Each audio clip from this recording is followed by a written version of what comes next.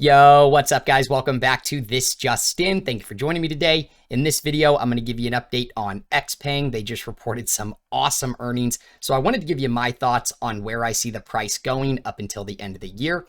If you stick around to the end of the video, I've also got a swing trade setup that I'm looking to enter. And I think there is some massive upside in the coming weeks. So let's jump right in.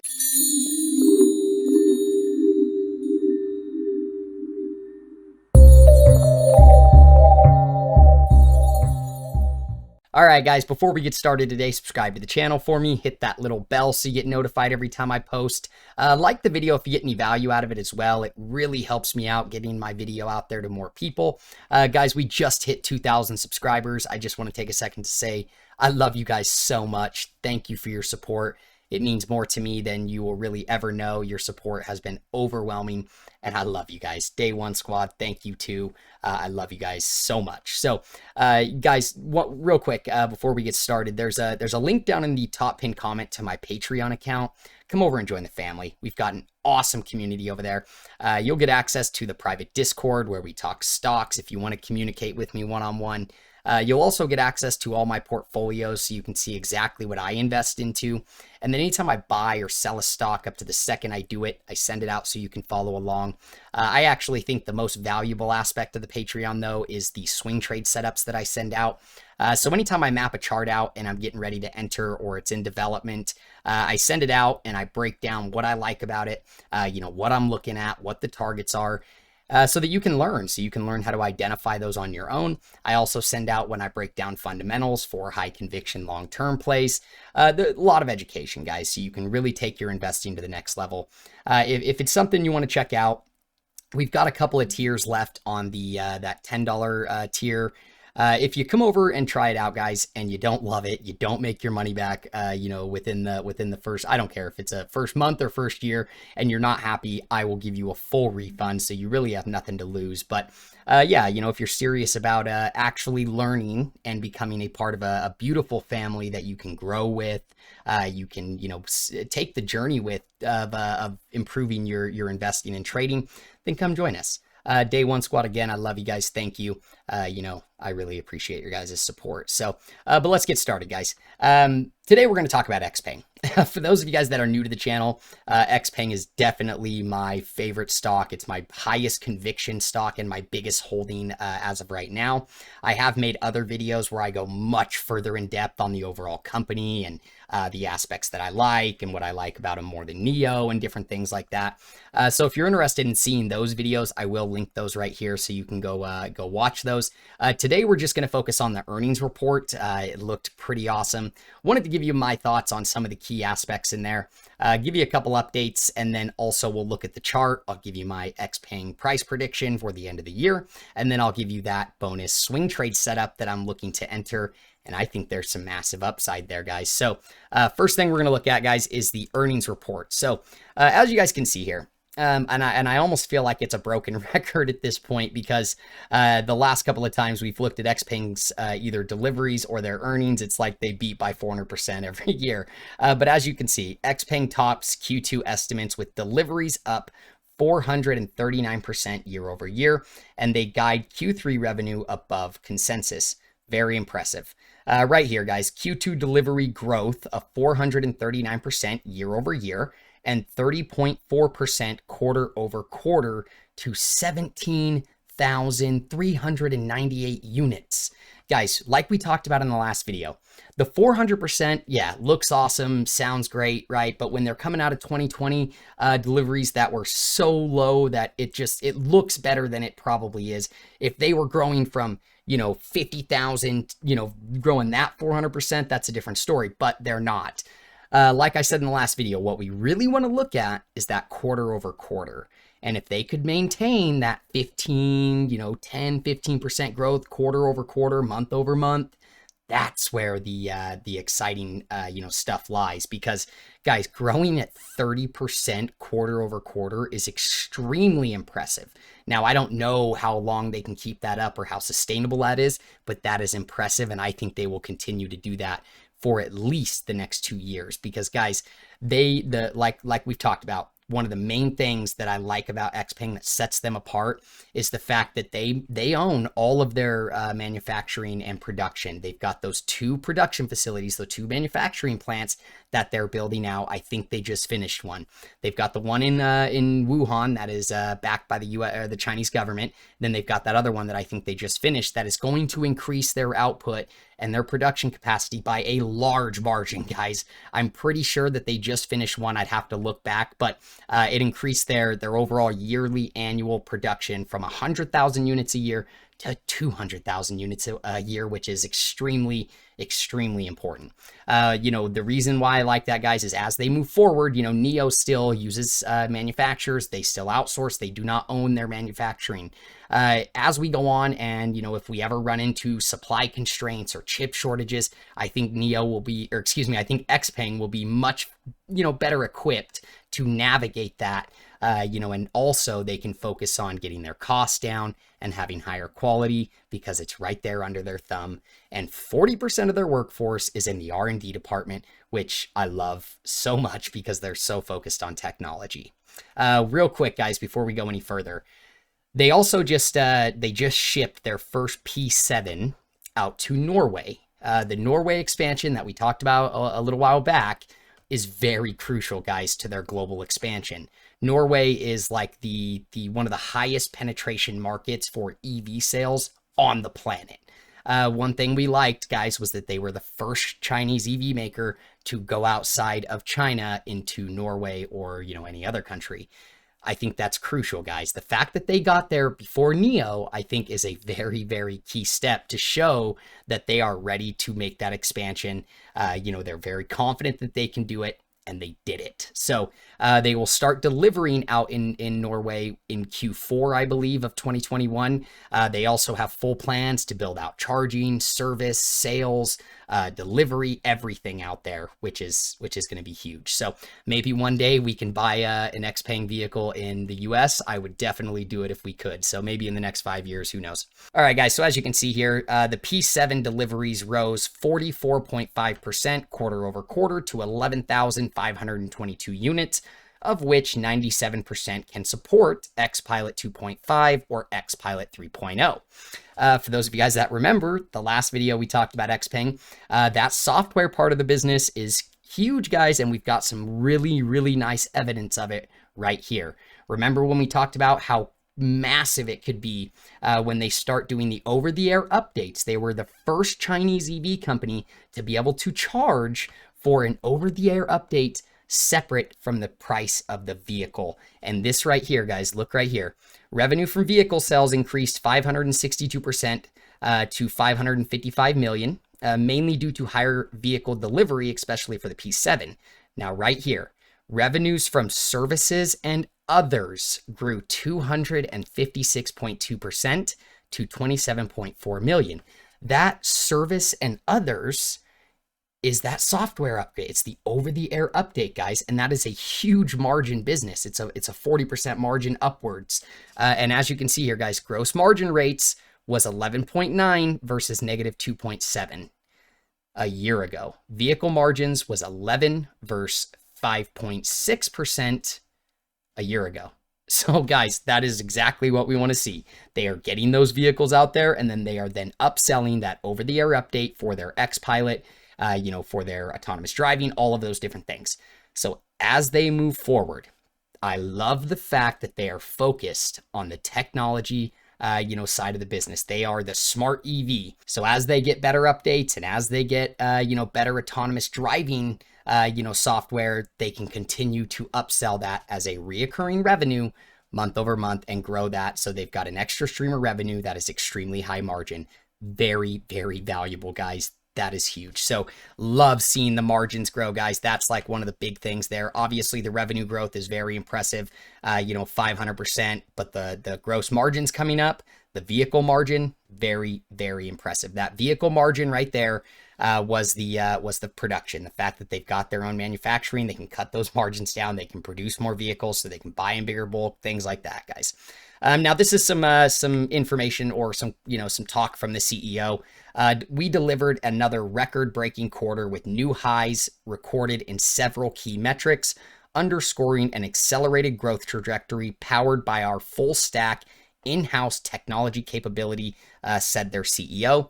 Notably, deliveries for the first half of 2021 exceeded the total deliveries for the full year 2020, reaching 30,738, a 459% increase year over year. That's impressive, guys. They literally just hit deliveries in the first half of 2021 than they did the entire year in 2020. Very impressive. As you guys can see, last thing, Q3 guidance. Their deliveries, they're guiding for 21.5 to 22.5 thousand vehicles, which would be 150.6% to 162.3% year over year growth.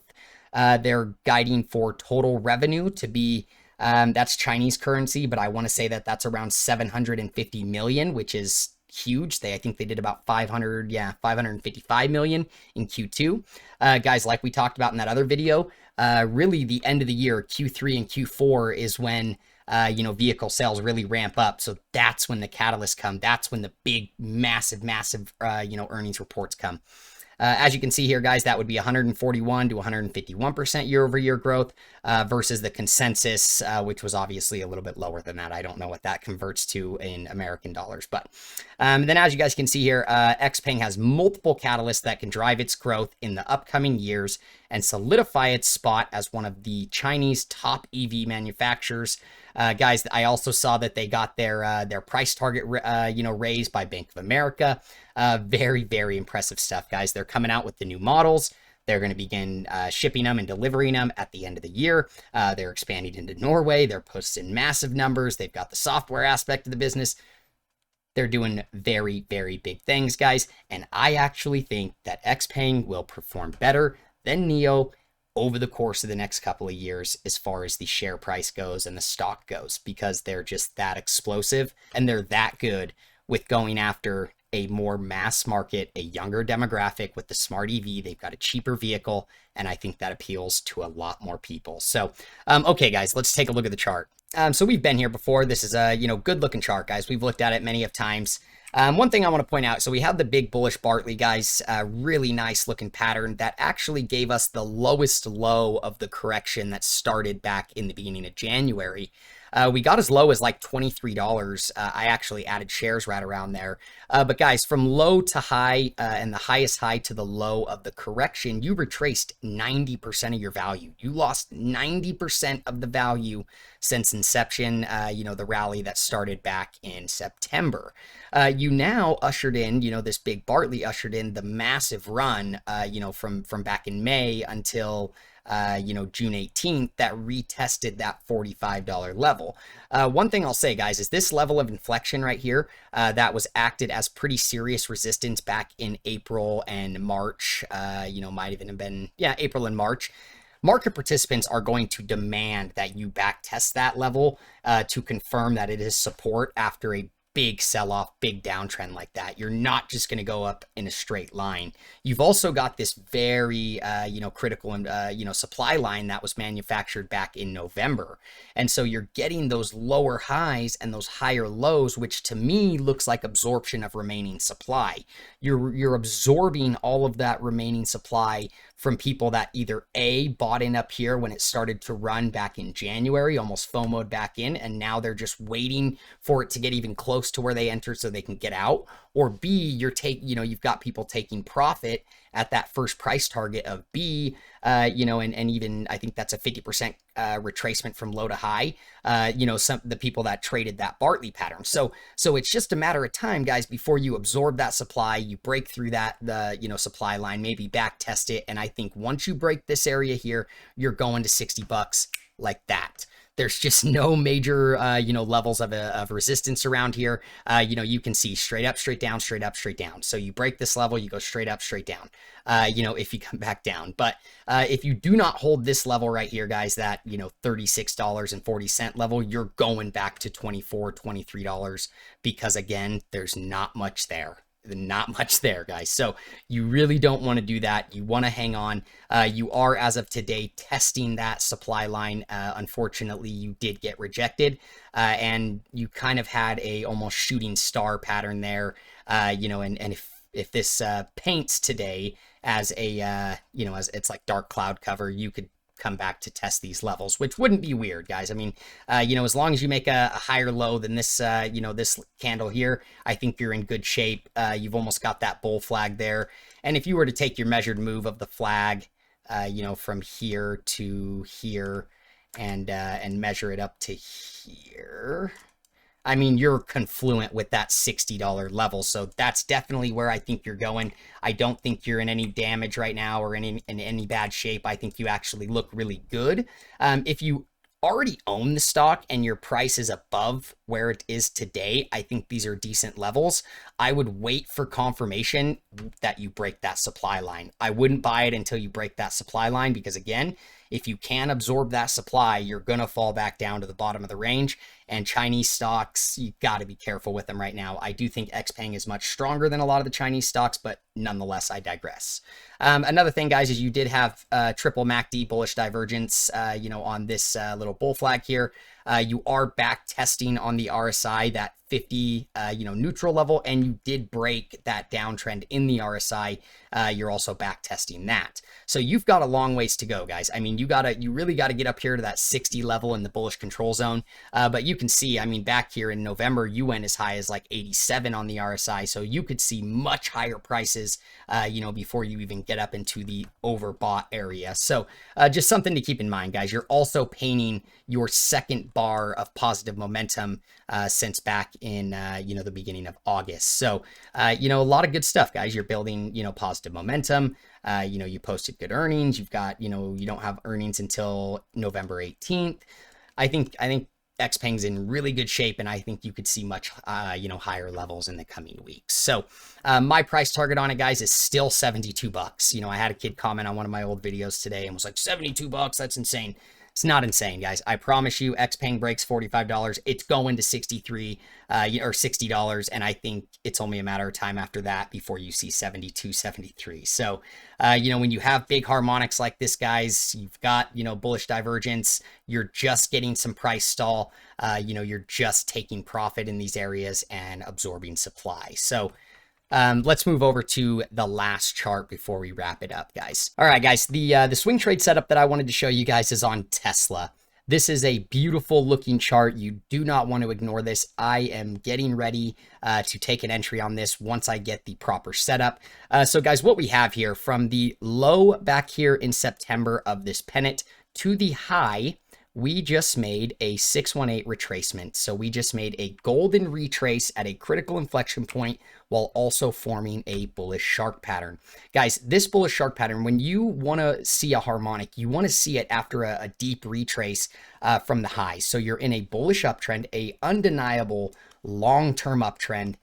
You formed a bullish pattern at a critical inflection point after a deep retrace. That is where major reversals occur, guys. Now, after that bullish shark pattern, you had a beautiful classic accumulation pattern, guys, a 3 rising valleys, and you are about to confirm the last high of the third valley. That will confirm the pattern as complete. Now, you are a little bit higher than you probably want to be. But guys, what have we talked about in some of the other videos on these accumulation patterns? On whether it's an inverse head and shoulders or a 3 rising valleys, you want to see hidden bullish divergence on the last low. And look at what you've got, guys. Hidden bullish divergence on both oscillators. Now, the RSI also came back to retest that, neutral zone and is currently sitting at 57. It is almost right there at the bullish control zone. You're also losing all of your negative momentum on the daily on your MACD, and you are about to get some positive momentum to start forming. Now, that is everything, guys. You don't have earnings coming up for a while, so you don't have to worry about anything there. Now, you are at a level right here that once you break this, guys, there is huge upside. Okay, this level right here, these lows, from back in January 7th, some lows in the beginning of, middle of February. That's a minor level. You also have this high right here from April 14th. That wasn't even a candle high close. So you've got a level there, guys, but I think you're going to blow right through it. This accumulation is something you do not want to ignore, guys.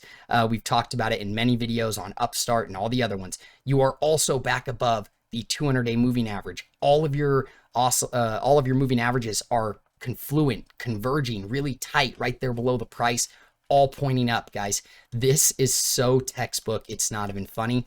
Guys, this right here is what could usher in the new all-time high on Tesla, one of the biggest, most hyped up stocks on the market that we saw last time it started running. For those of you guys that don't remember, it literally overtook the entire market, it felt like, guys. I mean, when it started running off of this pennant, guys, it went nuts. Every single day I was like, well, it's pulling back. Well, no, there it keeps going. It's like Bitcoin. It just runs and it just rallies like nobody's business, guys. Again, this is something you do not want to ignore. On these these hidden bullish divergence on the last low, that is just impending price action that it's going to continue. You're getting a continuation on both oscillators. You're implying that you are going to go up. So, guys, as far as price targeting goes, your first target is up here at $82. This initial candle high close from January 11th. This is the daily, guys. You've got significant timescales pointing at massive runs, guys. This thing could usher in huge moves from these levels. If you take your fibs from the high to the low, your 886 right up there around that $882 level. Now your 618, right there below that level we were just talking about, that actually lines up with the actual candle high close from April 13th. So you might get a little bit of price stall there, guys. Now I know it is a little bit higher than I would want it to be. Obviously I would have liked to take it down here in one of these, valleys. But nonetheless, it's still a relatively easy place to manage risk, right? You can plot your stop loss below the third valley on that hammer reversal pattern. That's another thing, guys, is look at that hammer that formed at the bottom of the third valley. Absolutely beautiful, guys. This is a textbook setup. Now you could see prices. I mean, your 1272 after the $882 level, so $1,000. And then your 1414 up there at $1,055, and eventually your 1618 up there at $1,130. So much upside, guys. This is absolutely incredible. Again, I am waiting to see some type of confirmation. I would like to get a little bit of a close above that level, but I think as soon as you get there, see ya. I'll see you at $882, guys. So that's it for today. Thank you for watching, guys. This video is for entertainment purposes only. I am not a licensed stockbroker. Always do your own research and due diligence. Don't just take my word for it. Come join us at the Patreon if you want to be a part of an amazing family, and I'll see you in the next one. Peace.